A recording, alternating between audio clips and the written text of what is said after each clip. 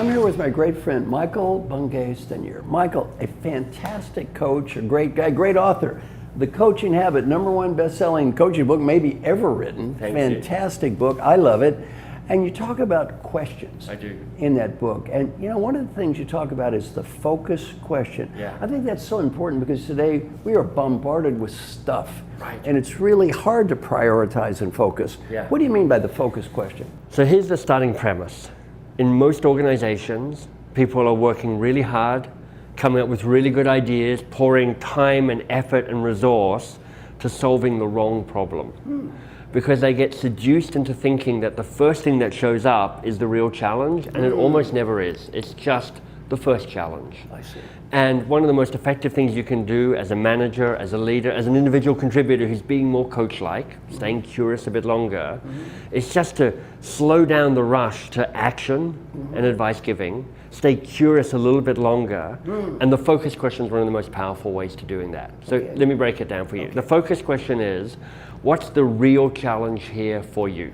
What's the real challenge here for you?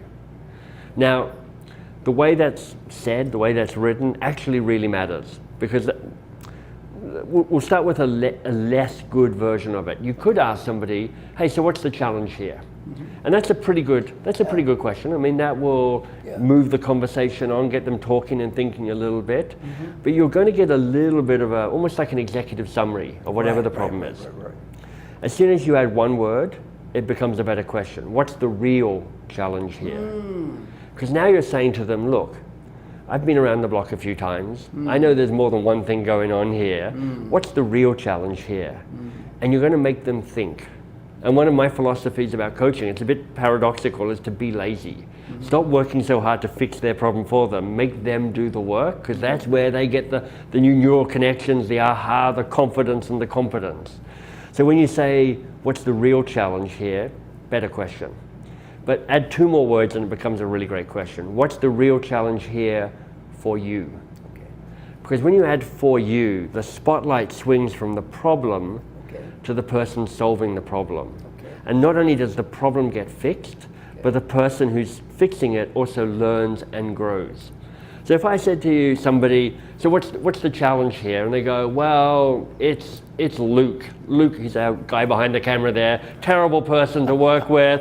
No fashion sense at all. I'm really concerned about that. But if I go, but what's the real challenge here for you? Suddenly the top of the conversation's not about Luke. It's about me dealing with Luke. And that's where the insight is. That's where the wealth is. That's where the aha moment really comes.